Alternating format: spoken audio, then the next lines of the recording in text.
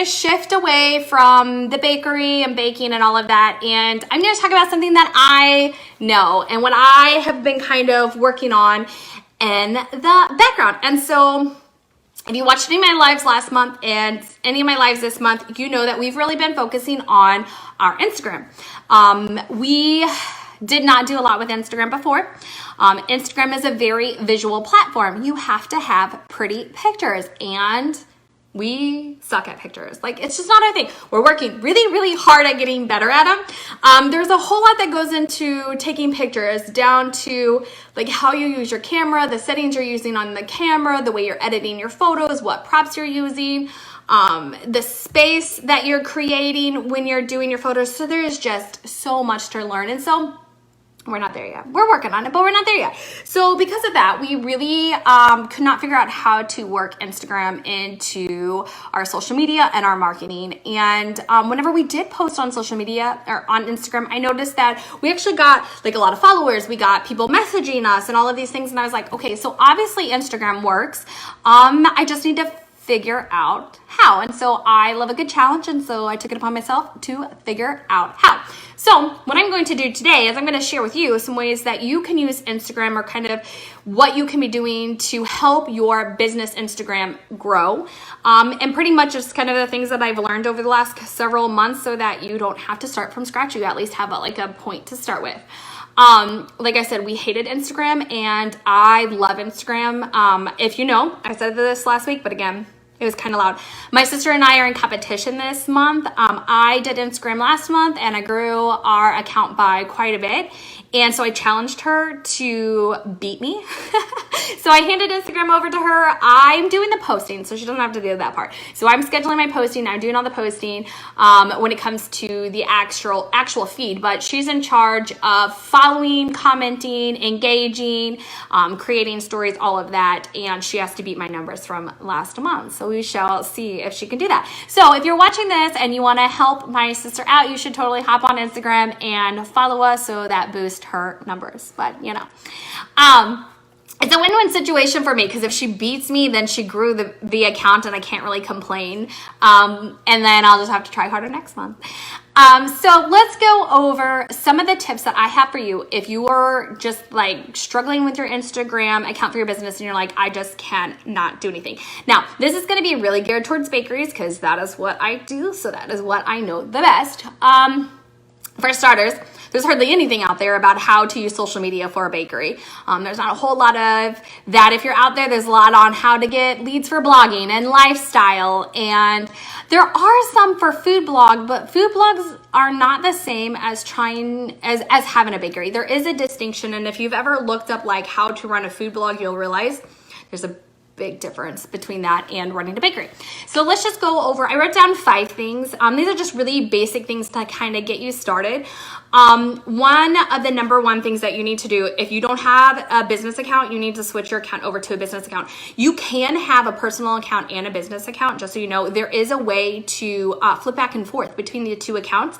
If you go to your settings and at the very bottom, there's add an account, you can add your business account, and then you can toggle back and forth at the top. That way you're not logging in and out, in and out. I personally don't have an Instagram account, but I have some other things that I was working on, so I had to be toggling back and forth. So that's how I discovered it. It's really simple. So if you have a personal account, you should have a business account for your business. The reason that you want the business account, there are analytics that you don't see on a personal account, such as like, I'm assuming I don't have a personal account. I know analytics are on there, but I know they're more intense. Like you can see where your audience is located, like their gender. You can find out like percentages of the gender and age group and all kinds of analytics that you don't get on a personal account. So just keep that in mind. All right, so that was totally not even what I was going to talk about. So the first thing is be consistent. We hear that all the time over all social media. If you're going to be on a social media, you need to be consistent. If you post 1 week and then you go like 6 weeks without posting and then you post again, like that's not consistent. People aren't going to be looking for your post. They don't even care anymore. You just pop up every once in a while and they might be like, oh, that's awesome, whatever. But they're not going to take time to follow. They're not going to stay engaged, those sorts of things. So it's very important to stay consistent. We don't post every single day on Instagram. We're managing 4 social media accounts. If anybody who has a business knows, 4 social media accounts is a lot to try to be managing, especially when you also are running your own business. Lucky for us, we have 3 people. I don't even know what people do when it's just one of them. So you still need to be very consistent with your posting. We post 3 days a week. We post Monday, Wednesday, Friday. I don't post on the weekends. My sister's doing stories every single day. That's something that I said, hey, I want you doing stories every single day. So if you have time for that, definitely. But to be posting, you need to be doing that consistently, but it doesn't have to be every single day. So we just do it 3 days a week. That works really well for us. I've got a whole calendar that I use to determine what I'm going to post. So I'm not always posting pictures. We have a plethora of stuff. We have baking, we have our products, but then we also have tools and stuff for other bakery owners. And so we post about all of those things on Instagram. And so we alternate what we're doing, but still 3 days a week, that's it. I used to schedule them through Hootsuite. It is free to use. You can schedule 30, it's not really 30 days, but like 30 posts. That's a better word. So you can schedule 30 posts. So on Hootsuite, I would schedule 30 posts. I'm only posting 3 days a week, so I could schedule kind of far out. We have recently switched to Zoho One because we're doing our bookkeeping, our email campaigns, everything through Zoho. And Zoho One, we can pay 1 fee a month and do that. It comes with Zoho Social. Zoho Social is amazing because I can schedule now my Instagram through there, and it is endless. I can schedule all of my social media through there, and it is endless. The only one I cannot is Pinterest. Because Pinterest is very, very picky on who's allowed to post to their platform without getting like dinged for doing that. So I'm thinking after this week, I might go through each of our social media accounts and kind of let you know what we use and what we do to grow those accounts, just in case you're like struggling. I know that finding the information I needed was like, I was floundering at first. I was like, seriously, somebody just throw me a lifeline and tell me what to do. This is so frustrating. So that's what I'm here. I don't want it to be frustrating for you. Hey, Deb. So Hootsuite, like I said, 30 posts for free. So that was really great. So be consistent. I said, we suck at pictures. We just do. We do. I tried it. My mom's tried it. My sister's tried it. We've tried editing. We're just not good at it. And so we had to figure out how to create an aesthetically pleasing feed on Instagram because it's all about being eye-catching. And that was hard. Like, that was really hard to do. But then once I figured out what we should be doing, like, it really wasn't that hard. So let me tell you how to do it. See who you're following. Why do you like following them? What do their pictures look like? What are they doing that you're like, oh, that's really cool. That's interesting. Let me try that. So for example, I have seen people post pictures with frames around their picture. And I was like, okay, our pictures aren't very pretty, but if I put a frame around them and I make it pink, it makes it look prettier. And then it makes it look cohesive. It's not just random. So I really like that. And so I implemented it and I chose the colors to match our kind of stuff. And I use more pinkish hues in the pictures and stuff because pink is part of our brand colors. And so that's what I've done to kind of make it look more cohesive. So my suggestion is to start looking at some of those other Instagram feeds and see, why do you like them? What makes you go, oh, that's so pretty? Like, why? I know I follow a travel blogger, and she does really amazing like things with her Instagram. So she will post like 4 pictures from her travel, and then on the 5th day she posts just like a white square with text, and it is the location that she was at. So when you're going through her feed, you'll see the location on the white feed, and then you'll see pictures from there. So like if you're a bakery, you could do pies. And so you'll do 4 days or 4 posts, however you set it up, of your pies, okay? And then on the 5th day, you're gonna create, you can use your own branded colors, you could do whatever, but in this case, a white square, and over it, it says pies. So when they're going through your feed, now it's almost like a category, a portfolio. So you could do it with birthday cakes, like anything like that. I stayed away from that, though I love that idea. I stayed away from it because we have so much more than just a product catalog, so I didn't want to create a portfolio for that kind of thing on our Instagram feed, but that would be great for somebody who's selling cakes, cupcakes, anything like that. It does take a lot more planning, so you gotta really look at the way that you're posting and things like that and make sure you're not like messing it up, because man, once you just post off one time wrong, like all your feeds messed up and then you gotta start all over. That can be definitely frustrating, but it's very pretty. So you need to be consistent, and then you need to figure out aesthetics for your Instagram feed so that people want to stop and look at your feed and want to follow your feed. Meaningful comments. I cannot tell you how many times I go on Instagram and people are like, cool. I'm like, really? Cool? Like that's not even starting a conversation with me. Like, thanks. So we like to comment meaningful comments. That means that my comments need to be at least 4 words, and I like 4 words and emojis. I love emojis. Emojis, I read somewhere or heard somewhere, it was probably on a podcast, because let's be real, I love podcasts.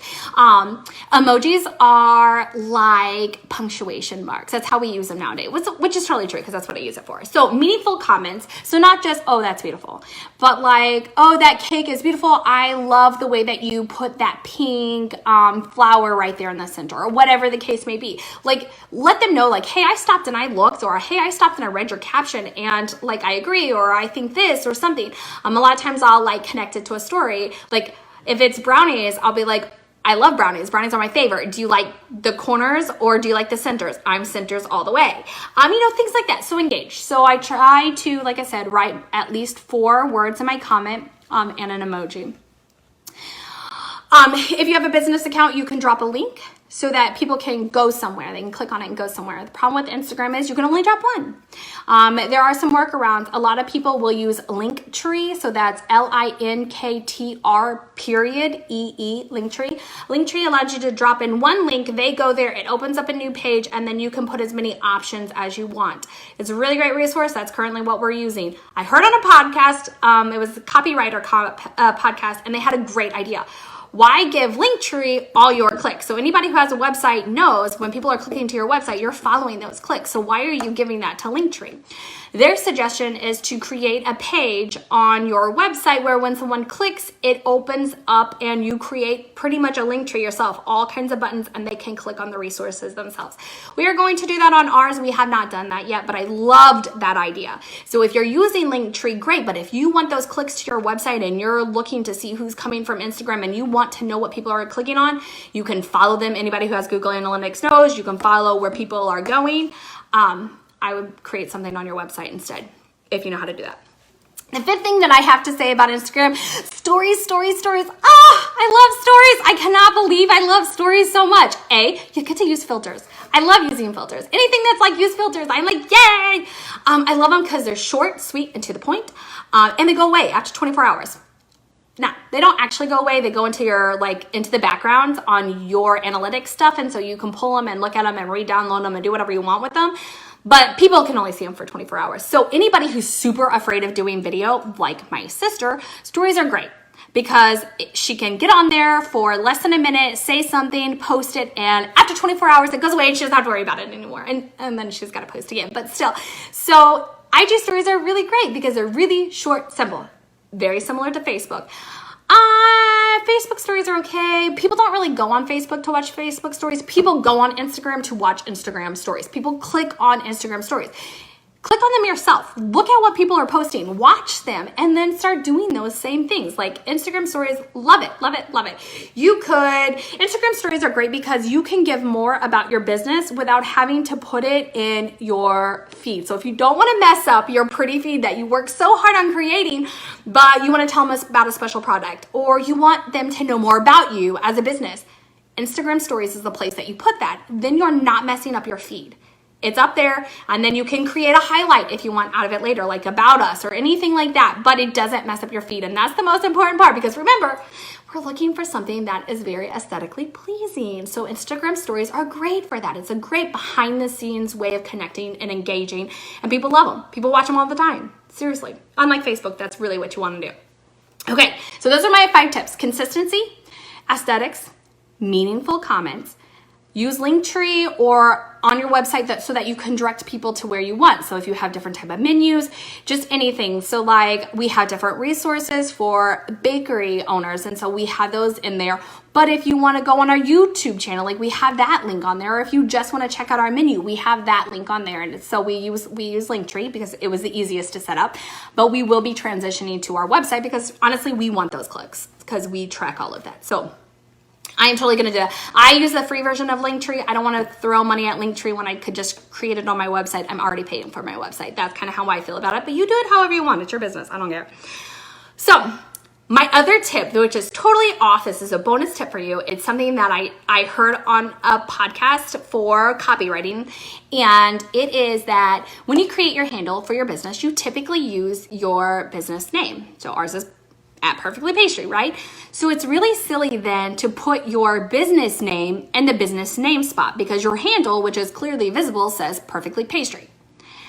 If you don't know this, your name is searchable on Instagram. What? Yes, searchable, okay? So we suggest you put in searchable terms that describe your business. St. Louis Bakery, St. Louis Keto Bakery.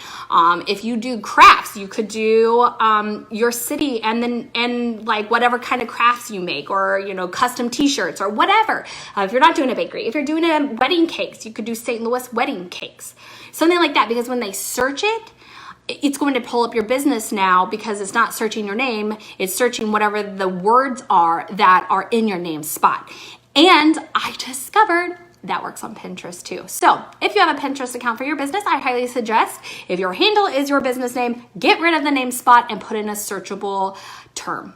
Seriously, I couldn't believe that when I heard it. It was like, amazing. So let's go back over it.